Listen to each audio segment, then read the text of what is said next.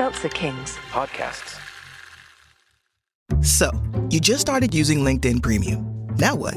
Well, on your premium company page, you noticed around 7.5 times more page engagement and 5 times more page views. Well done. And now, new clients are messaging you.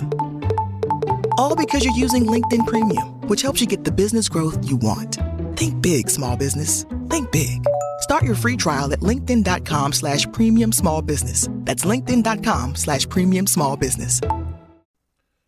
Well, I'd say, Gavin, the reason no one built a ghost house in England is because no British person has ever felt guilty about the horrible things that Britain has done. Yes.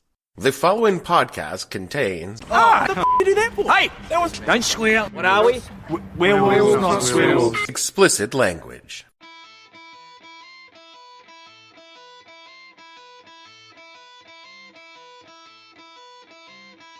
Hello and welcome to the podcast that asks a simple question. When you said that they use their firearms fortune to build a mansion out of a guilty conscience, what the hell were you thinking? I'm your host, Dave Bledsoe, and this is episode number 467, the Building a Mystery House edition of the show. It's part 3 of Spooktacular 2024, and we're talking about the not in the least haunted house that Guns built. The Winchester Mystery House. Stay tuned. The What the Hell Are You Thinking podcast is brought to you by Golf Contractors. If you can't find a haunted house, we'll build you one. In today's real estate market, finding the right home for you can be challenging. And when you're looking for a house that screams the dead walk here, even more so. That's where Golf Contractors can help. We can build your haunted mansion to your exact specification. From the belfry to the crypt, Golf Contractors will build your nightmare home. Sliding passages, special HVAC for cold spots, revolving fireplaces, or staircases leading to a blank wall with a secret passage behind. Golf Contracting will build your haunted house that will become your haunted home. This creepy home is the Winchester Mystery House in San Jose, California. The beautiful and bizarre mansion of the wealthy widow and heir to the Winchester rifle fortune. After the death of Sarah's baby daughter Annie, and 15 years later, the death of her husband, William, Sarah consulted a Boston psychic. He told her that people killed by the Winchester rifle had sought revenge by killing her family. And, he said, the only way Sarah could escape death was to move to California, buy a house, and build on it as the spirits directed.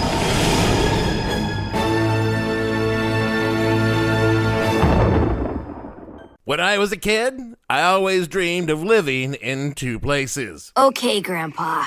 The first was New York City, where I live now, and the other was anywhere in California, where I lived in the 1990s. That doesn't make you special. When you were born in a postage stamp dead-end town in the rural South, it kind of does.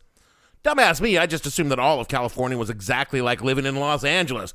Pod friends, I assure you, That could not be further from the truth. where I lived in Northern California had a lot more in common with a postage stamp dead-end town where I was born than it did with Los Angeles.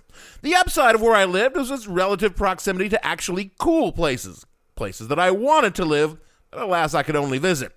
So I spent a lot of time traveling. Is there a discernible point to this story? I'm getting there. And I learned that much of Northern California was breathtakingly beautiful and kind of fucking spooky. The old gold mining towns, the haunted hotels in Sacramento, there are plenty of places that allegedly have ghosts, but that's not what I'm talking about. I'm talking about just feeling creepy. I mean, you think of the redwoods and you're like, oh, giant majestic trees. And they are during the day, but at night, with fog streaming around them, driving along a twisting highway, I defy you not to get skeeved out.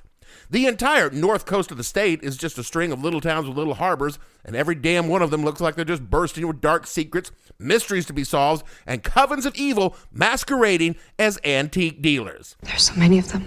That's what I mean. Who's buying so many antiques that every hamlet on US Route 1 has 3 or more along its main drag? Also, and if you're in one of those towns after nightfall, it is foggy every night. That cold, clammy night fog that comes off cold ocean water, and that means there are foghorns.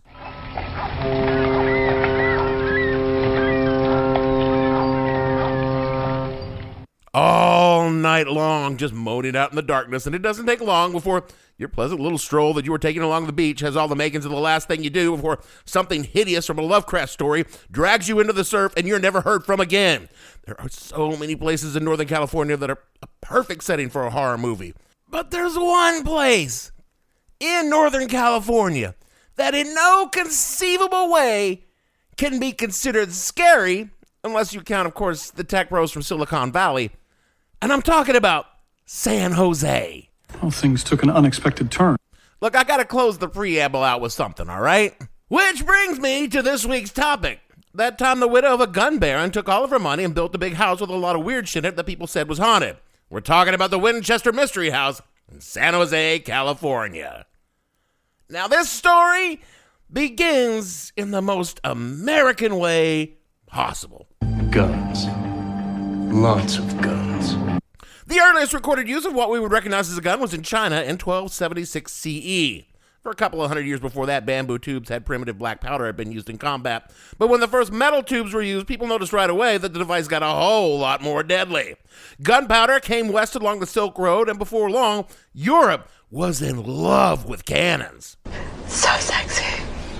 It took a little longer for the individual firearm to catch on with folks on the continent, but by the early 15th century, early matchlocks, muzzle-loaded smoothbores that were fired by lowering a smoldering rope into a powder pan. To give you two in NRA class.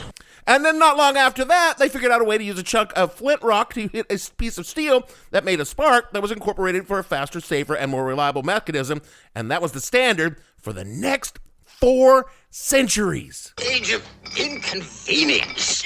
But then the Industrial Revolution came along and people began asking, if we can use like steam power to run a loom or a railroad locomotive, there simply has to be a way to shoot people faster. Oh, come on, it's rudimentary science. In 1815, an Englishman by the name of Joshua Shaw invented the percussion cap. Just a little hollow brass tube with some fulminate of mercury painted on the inside, and you could use that, strike it down, spark the powder, and now you could shoot people in the rain. Naturally, it was a Brit that invented a way to shoot people in the rain. Soon after, paper cartridges were replaced the ram the powder and the bullet down the barrel technique, and quickly after that, breech-loading rifles followed, meaning, We're really moving now. a well-trained shooter with a muzzleloader could get off 3, maybe 4 rounds a minute max. A breech loader could get off 10 rounds a minute. I mean, you could shoot 6 to 7 more people in the time that you used to shoot just 3. Oh, we are getting somewhere. But the holy grail of mass murder was still just tantalizingly out of reach. First, there came the wheel, multiple shots in a revolving circle of ammunition spun by the cock of a hammer, but that was still powder and ball loaded slowly. And it wasn't until the advent of metal cartridges that real fucking firepower was possible. In 1860, Benjamin Tyler Henry came up with a way to lever a new metal cartridge into the firing chamber from an internal store of bullets. And so for the first time, a true repeating rifle was in the hands of human beings who needed it because they were currently involved in a whole war thing, and the bummer of only being able to shoot 3 or 4 people a minute was starting to harsh their vibe. And now, for the most part, this being able to shoot a bunch of goddamn people all at the same time, that's the American dream, was confined mostly to the military. But a rifle based on an update of the Henry design was landing in the hands of the public through the miracle of modern capitalism. A guy by the name of Oliver Winchester owned a gun manufacturing company, and he had been making Spencer rifles for the Union. After the war, he renamed it the Winchester Repeating Arms Corporation and began making repeating rifles for sale to the public. Based on the .44 caliber bullet, a common pistol ammunition, the Winchester 1873 was fairly light, extremely accurate, reliable in rough conditions, and so simple that an average American could shoot up to 15 people in rapid succession before they needed to stop and reload. God is truly great. Oliver Winchester's Model 1873 became the it gun of manifest destiny. Whether you needed to exterminate a buffalo herd or a tribe of people who lived off the buffalo herd and were just happened to be inconveniently in your way, or, just shoot up a town because you could, the rifle of choice was the Winchester 1873. Want to know how the West was won? It was the Winchester rifle. Naturally, this made Oliver Winchester absurdly wealthy. I mean, not Rockefeller wealthy, but still obscenely fucking rich. And when Oliver died in 1880, his son William Wirt Winchester inherited the company and the fortune. Finally, I can get to the relevant part of the story. It's about damn time. What, all the killing that I just covered isn't Halloween enough for you? God. Now, Wirt, I call him Wirt because that's a fun word, was not the president of Winchester Repeating Arms for very long. He died a year after his father from tuberculosis. His wife, Sarah, inherited his shares of the company, and not long after that, she inherited Wirt's mother's share of the company when his mother died. Sarah Winchester suddenly found herself without a husband. Her only child had died at just 6 weeks old, and now extremely wealthy.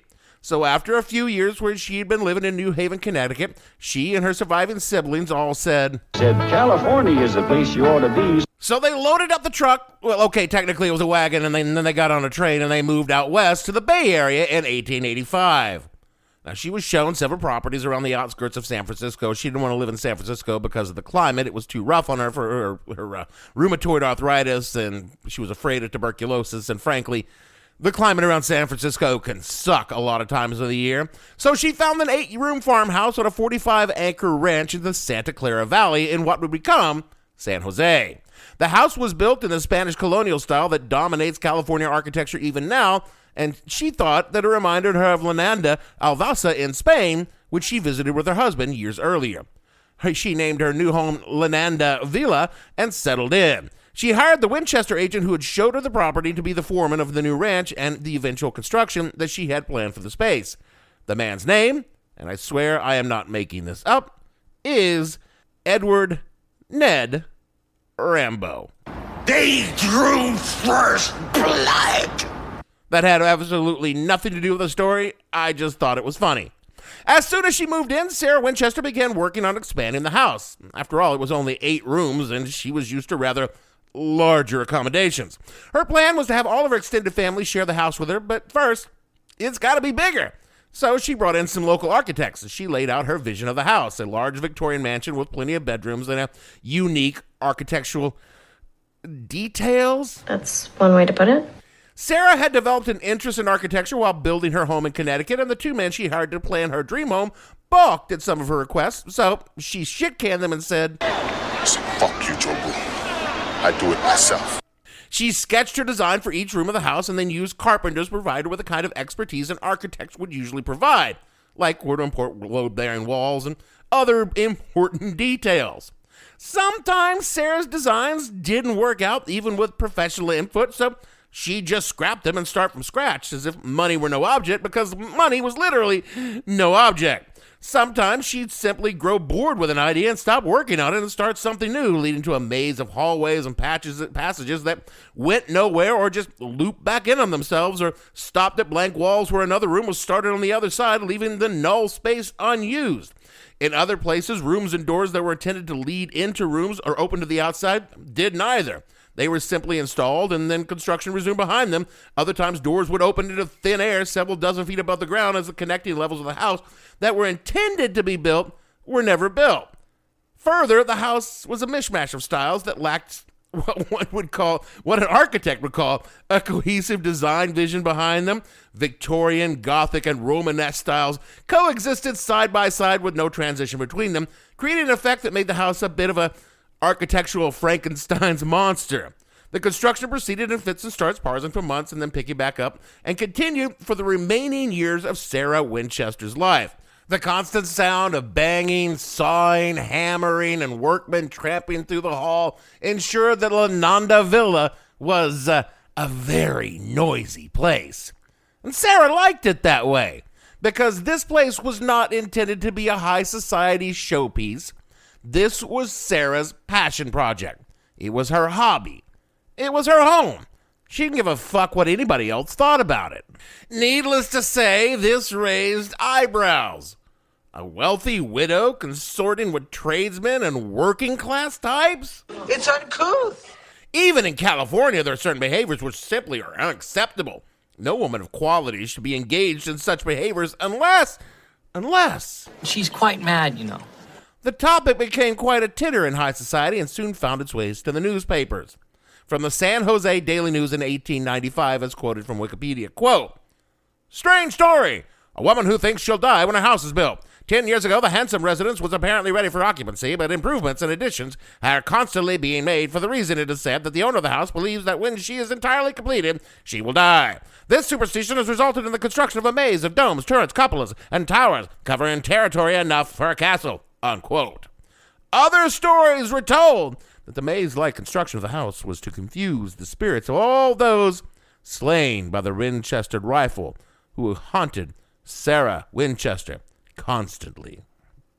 The house's complex design was said to confuse the ghosts and keep them from finding where she slept at night. The bars and walled-off doors were to confound the undead so they could not easily intrude upon the living. There were trapdoors on the floor for unspecified, though assuredly dark reasons. The 7-story bell tower was 7 stories because the number 7 was a powerful number, lucky, and also used in spiritualism to summon spirits. Ergo, the spirits would be attracted to the spire of the tower rather than the main house. And the number 13 repeated throughout the construction.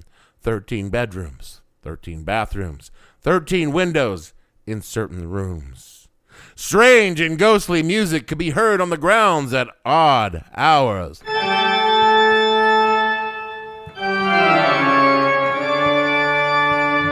Deep and melodic and ominous, it was said to be the sounds of the lamentation of the dead, frustrated by the protection Sarah Winchester had woven into the house to keep them at bay. Grand parties were said to be held in empty ballrooms with golden plates and tableware and place settings with no earthly food upon them. Yet, when you saw such a party, the glasses and utensils were said to rise as if lifted by unseen hands. As the years progressed, Sarah became more and more of a recluse, rarely seen, but when she was a bent figure draped in black and hobbling along on a cane through the gardens surrounding her house. It was said that Sarah, now quite mad, racked with guilt over so many deaths at the hand of the instrument of her vast fortune, the Winchester rifle, held seances each night in the house's blue room. During such sessions, Sarah would treat with the restless spirits that tormented her life and received instructions from them on the constructions to appease their wrath. They would tell her to build such and thus, and then a little later seance, order her to stop and start something new. The bell tower was stopped and restarted 7 times, again, 7, on the orders of the dead.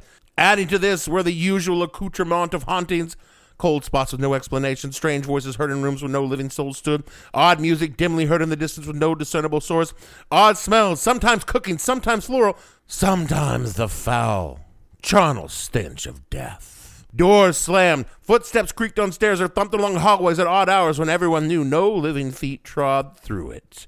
And on top of all this, did you ever have the feeling you was being watched? A deep and pervasive feeling that wherever you went in the house, you were always under scrutiny by unfriendly eyes. Behind those eyes was the sense that whatever was watching was waiting for you to turn your back just so they could take you. Or, what if I told you... You are going to bloody ruin it. You're going to bloody ruin it. Yeah, sorry. I'm going to do just that. What if I told you that 90% of this was made up by the people who bought the house after Sarah Winchester had died? You ruined it. While the origin of the story stemmed from this newspaper story I quoted earlier, the bulk of the modern legend began only after Sarah was gone, and the new owners promptly turned the house into a tourist attraction. The reality of Sarah Winchester is much different than the legend. Sarah, who went by Sally to her family and friends, was a bright, inquisitive woman who was deeply interested in many humanitarian causes, from animal rights to women's suffrage. She deeply loved her husband, Wirt, and was devastated by his death. But as she recovered from this, her choice to move to California was entirely predicated on a suggestion from her doctor, as the climate was warmer and drier than Connecticut. She loved design and architecture, and she was deeply involved in the designing ability of her house in New Haven, but she wasn't an architect, so she made mistakes, and she had the money to simply ignore them when she did. While yes, she was extremely private, she was not insane from grief over the gun deaths her husband's company caused, because people didn't think about things like that back then. And finally, much of what she did with the house was a kind of philanthropy. Quoting now from Skeptoid.com, quote, "Unemployment in the Bay Area was in double digits and its economy was in upheaval. Yet Lanata Village," look, I know I've screwed that name up multiple times. Just deal with it. employed hundreds of people in the orchards, the farms, and in the construction and staff of the house. Employees included Americans, Dutch, Italians, Irish, Chinese, and Japanese. At the time, there were few or no Mexicans, Native Americans, or blacks in the area, and almost unheard of diversity by the standards of the day. She paid her employees very well and gave them free housing, though in keeping with the convention of the day, Asian employees were only loaned housing and were paid less. Having the Asian employees at all, was particularly the Japanese, raised additional suspicion of Sally and fueled more speculation that she was into some kind of weird mysticism. Sally was by all accounts universally liked and respected by her employees. Not one ever mentioned ghosts or seances or guilt over Winchester rifle victims or had an ill word of any kind. Sally even gave the builders paid days off when it was too hot to work. Having plenty of time and place where poverty was the rule, Sally Winchester, already the nation's greatest female philanthropist, employed hundreds to build a house that she did not need. She simply wanted to keep as many people employed as she could. It didn't matter what they built. If she had a fancy for a new wing, indulged in it, fed scores of families, unquote. And it wasn't even until after her death, the Manada Villa would become the Winchester House. From San Francisco Gate, quote, Winchester's will gave most of her wealth to charity, and all that remained went to her niece. Her many real estate holdings, she lived in different or more modest homes during her final years, were auctioned off. The famed Winchester mansion fell into the hands of John H. Brown, a theme park worker who designed roller coasters. When the Winchester house went up for rent, Brown and his wife, Mamie, jumped at the chance and quickly began playing up the home's strangeness. Less than 2 years after Sarah Winchester's death, newspapers were suddenly beginning to write about the mansion's supernatural powers, unquote. When Brown got the property, it was in disrepair. It had been damaged heavily during the San Francisco earthquake in 1906. The rubble had been cleared out, but no other substantial repairs were made. So Brown got it, and then for a fraction of its original value, because he wanted to use the grounds to build a roller coaster at a theme park. But the county quickly put the kibosh on that idea because we have standards. So Brown decided he would resurrect the old stories about the house and market it as a haunted mansion tourist attraction in 1922. 6 months after Sarah's death, Brown opened the Winchester Mystery House with tour guides spinning all the lurid tales I detailed in the spooky section of the show. It rapidly became popular as spiritualism was still very much a thing in the post-World War I days, and the bullshit stories told about the house fit neatly into the pop culture of the Roaring '20s. It was famous enough that 2 years after opening, the supernatural debunker numero uno, Harry Houdini, examined the property. Quoting now from Mental Floss, quote, "So how did the world's most famous spiritual skeptic react? According to Winchester's many mysteries, Houdini never provided a detailed summary of his visit. What we do know is that he sought out specific rooms that were said to be the sites of high spiritual disturbance and that he was impressed by the Byzantine layout of the home. But a detailed investigation never occurred because the performer had other pressing engagements. But Houdini's visit did add an important part of the Winchester legacy. According to Vanity Fair, the magician suggested that the tour organizers dub it the Winchester Mystery House. A tantalizing bit of branding and showmanship. And while the phrase had appeared in newspapers prior to Houdini's visit, official ads under that name began appearing soon after, unquote. The house is still in the hands of the Browns' descendants, and it still operates as a tourist attraction. And yes, pod friends, of course, I took a tour of the Winchester Mystery House. It was an interesting architectural tour, but it wasn't spooky or scary. Admittedly, it was in broad daylight in July, so I was never going to find it frightening. Was it worth the $25 I paid? No, but I could see how it'd be a cool thing to do in spooky season. In the end, what the Winchester Mystery House actually is a capitalist monument to kayfabe, the wrestling term for everyone knowing this bullshit but pretending. It's still real to me, damn it! The tour guides put on the show during the tour, but they never actually come out and say ghost or haunted or anything like that. It's all just heavily inferred. Even the website and promotional material omit any reference to anything supernatural, all the while touting the Halloween events and spooky fun. The legends of Sarah Winchester's were spun entirely to sell tickets to the home she built as a passion project as a way to give back to her community, turning her story into a tale of madness, despair, and terror when she was in reality A rich widow with a penchant for dubious design choices and a decent heart trying to keep people employed during hard times. She was like, I don't know, the Melinda Gates or Mackenzie Scott Bezos of her times, only her husband was actually dead. I guess kind of too bad for us when we think about it that Melinda and Mackenzie aren't so lucky and that we're not so lucky. But hey, when Jeff and Bill finally do kick off, I completely support Melinda and Mackenzie building a mystery house to their fucked up, shitty, fucking rich-ass billionaire fucking husbands. I will sure as hell pay whatever entry fee I can possibly pay to dance on their fucking graves. God, can you imagine the money they'd raise?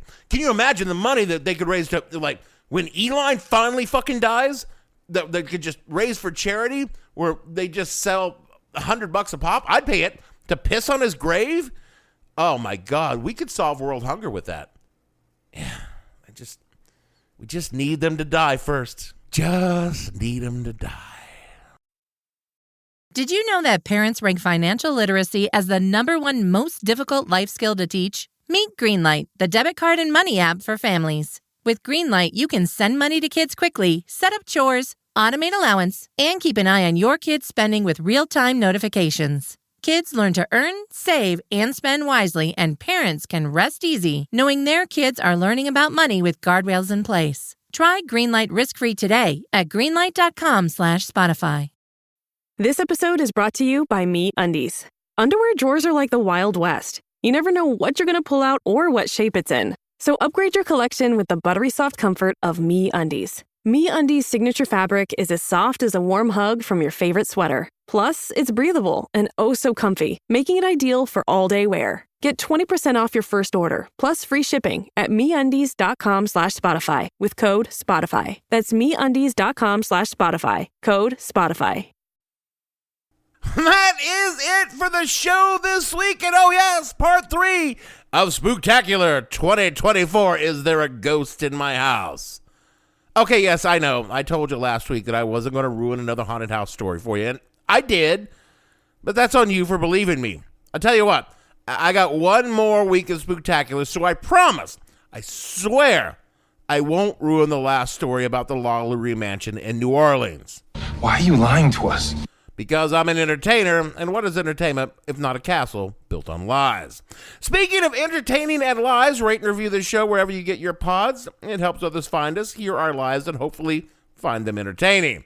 If you like our lies, kick us a buck on patreon.com/whatthehellpodcast. We use that money to continue the lie that Gavin is a real boy and not just a figment of a diseased mind.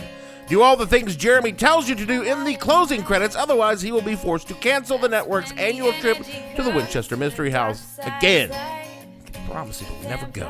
And so for me, Dave, they come out at night. That's when the mystery calls. Bledsoe, producing If you want a real mystery, why does anyone listen to him at all? Gavin! And all the fictional mystery house builders on the show, we're going to say, if you are building a mystery house, at least bury a few bodies on the ground, for the realism. And we'll see you all next week for the finale of Spooktacular 2024.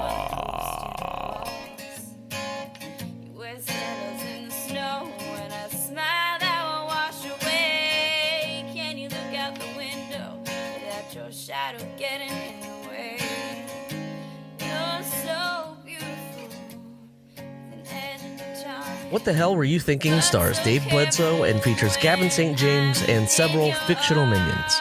The show is produced by Kimberly Steele and a part of the Seltzer Kings podcast network.